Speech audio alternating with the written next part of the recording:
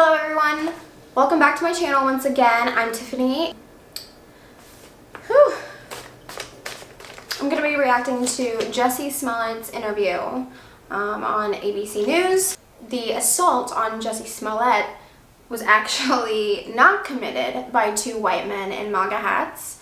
It wasn't committed by white men at all. As if we don't have enough hate in this country all fucking ready.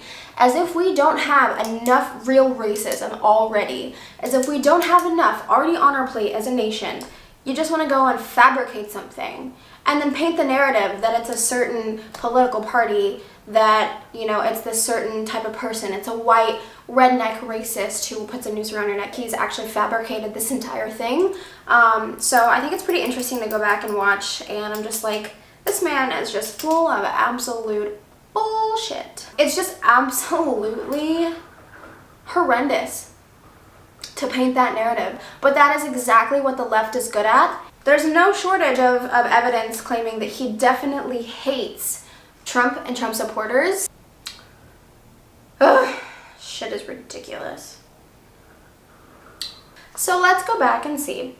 I'm Robin Roberts in New York. Musician and actor Jussie Smollett sat down with me for his first interview since that night in Chicago. Smollett told me how he's doing now and responds to those who doubt his account. What happened that night, Jussie? When I landed in Chicago, and Frank Gatson, who's like my uncle, and he's also my creative director, and he picked me up. And then we got back to the apartment. There was no food. And so I went out to Walgreens thinking that they were 24 hours and to have a smoke. Just a little side note, I live in this apartment. I know every store's hours that are around me. And if I don't, I look them up before I just go blindly looking for something that's open. Sorry. Walgreens was closed. So I called him up and I said, hey, I'm gonna run to Subway, which was across the street, and I'm gonna get a salad. How long has he lived in that apartment? Does he not know the hours? Do you want anything? And while he was on the phone, I heard, as I was crossing the intersection, I heard Empire. And I don't answer to Empire. My name ain't Empire. And I didn't answer. I kept walking, and then I heard Empire. So I turned around and I said, the did you just say to me? And I see the attacker masked, and he said, this MAGA country.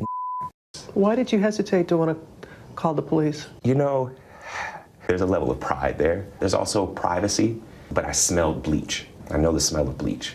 And I saw on... Hold up. There's a level of pride in calling the police and reporting an attack. What level of pride is that? I mean, that's below you? Like, calling the police is below you in some way? That doesn't make any sense to me. And also, you know, two white Trump supporters in the middle of the night in Chicago who just happened to recognize him as a character from the show Empire. I'm sorry, but the last time I checked, the Empire's demographic wasn't really white. The chances of that happening are pretty slim. It gets better. When you have a bad bleach job. So then I was like, there's bleach on me too. So when the police came, I kept the clothes on. I kept the rope. So you had the rope on the entire time? I mean, it wasn't like wrapped around, but yeah, it was around because I wanted them to see. I wanted them to see what this was. I told them. I'm sorry. What? That is the most bullshit statement I have ever heard. You kept the rope around your neck because you wanted the police to see? Okay, so first, you don't even want to call the police because of a level of pride. And now you keep the rope around your neck because when they do show up, you want them to see? How about you want to convince them that this happened in the first place? Someone put a rope around my neck? That would be the last thing I want on me, to keep on me. That'd be difficult to even bring home for the police to see. I wouldn't even want anything to do with that. What happened, everything. I also asked them to turn their body cams off because they were trying to stay in the hallway. You want the police who are trying to help you solve your alleged attack, you want them to turn their body cams off. Let's think about this for a second. Let's use some logic for a second. They have body cams for a reason, and that reason is to record all the events that happen so that they have they can save their own ass when people lie about things, and then also so that they can record things that are happening to help your case. You asking them to turn them off, Jussie, is just kind of bizarre to me and doesn't really help your case. And I was like, please just come in. Like, I don't want a big scene with my neighbors. Have been supportive and loving. But you do want a big scene because you sat down and had this interview. You wanted the biggest scene of all, so that's a lie. And understanding.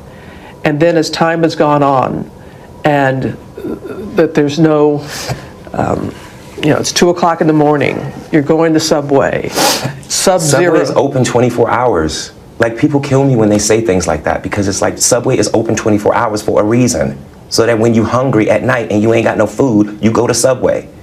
The camera facing north, how is that my issue? It feels like if I had said it was a Muslim or a Mexican or someone black.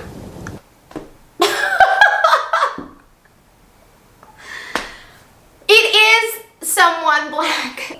2 Nigerian men. He really said that. I feel like the doubters would have supported me a lot much more. When this first came out, I thought, damn dude, that's fucked up. Like, there's extremes on both sides. There's liberal extremes, there's conservative extremes. But I thought to myself personally, I was like, that's fucked up. Like, to go to that extreme and throw a noose around someone, like, that's a fucking hate crime. But the more information that came out, I was like, this isn't really making sense. And I'll be the first to admit, I absolutely believed him in the beginning.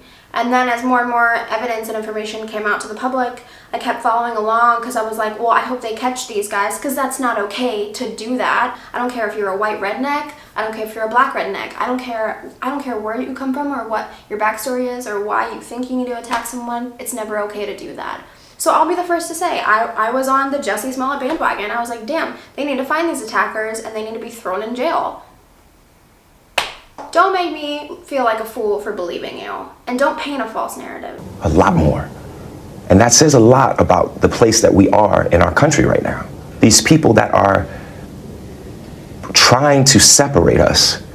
The only person trying to separate us are people like you. The next time that you see someone report something, maybe well after the fact that it happened, and you say to them, well, why you wait until now? Just remember that mine was reported right away. Yeah, you hesitated to call the police because you had a level of pride. Okay, all right. I had to give the phone records, which they didn't originally ask for my phone records. They asked for my phone. They wanted me to give my phone to the tech for 3 to 4 hours. I'm sorry, but I'm not gonna do that. Why? Because I have private pictures and videos and numbers. So does everyone. Everyone has private contacts. Everyone has private everything on their cell phones. If someone attacked me in a hate crime or even just a regular crime, I would be the first to say, have all this. I'll be completely obligatory. I will give you everything that you need to help find who did this. I would not be hesitant. I would not ask them to turn their body cams off. I would not hesitate to call. It's ridiculous. My partner's number, my family's number, my castmates' number, my friends' numbers, my private emails, my private songs, my private voice memos. I don't know what that's going to be to hand over my phone for. Sounds guilty to me. Sounds like you're trying to hide something. Honestly, by then, inaccurate, false statements had already been put out there. Earlier this week, he submitted phone records from within an hour of the incident, but Chicago police said they were limited and heavily redacted, adding they need additional information to corroborate the investigative timeline. What other ones had you heard that were inaccurate? That I had said that they were wearing MAGA hats. I never said that. I didn't need to add anything like that. They called me a. They called me a. There's no which way you cut it. I don't need some MAGA hat as the cherry on top of some racist sundae. Well, they were Nigerian black men. That's essentially black on black racism. I actually had a conversation with a buddy of mine, and he was explaining to me, in his warped worldview, he said racism cannot ever be black people racist against whites. seriously, this was a legitimate conversation. He said that the only people that can be racist are white people. Well, not according to Jussie Smollett. He's essentially saying that this is a racist hate crime, but it was committed by Nigerian black men. So by that logic, anyone can be a racist. Do you think you were targeted? I can just assume, I mean, I come really, really hard against 45. I come really, really hard against his administration. And I don't hold my tongue. I want to ask you about Jussie Smollett. I think that's horrible. It doesn't get worse, as far as I'm concerned. There's the president going on the record and saying that's horrible, essentially saying I have your back. And this is what Jussie has to say about it. Were you aware that he made that statement? I saw it. I don't know what to say to that. How about thanks? I appreciate your support. You know, I appreciate him not brushing over it. And there is no doubt in your mind what motivated this attack. I could only go off of their words. I want that video found so badly because for probably 4 reasons. Number 1, I want them to find the people that did it.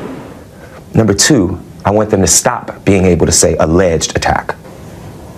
You do such a disservice when you lie about things like this. You do, Jussie. You hired Michael Cohen's attorney, which is one of the best defense attorneys in the nation. It's pretty blatantly obvious that he's trying to paint this false narrative that everybody who wears anything MAGA, anyone who supports the president of the United States right now, is a racist. The fact of the matter is, he hates Trump, and he hates all Trump supporters.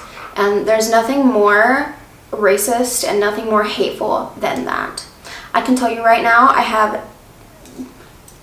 don't even know how many liberal friends. We go to coffee, we go to lunch, we hang out, we have rehearsal.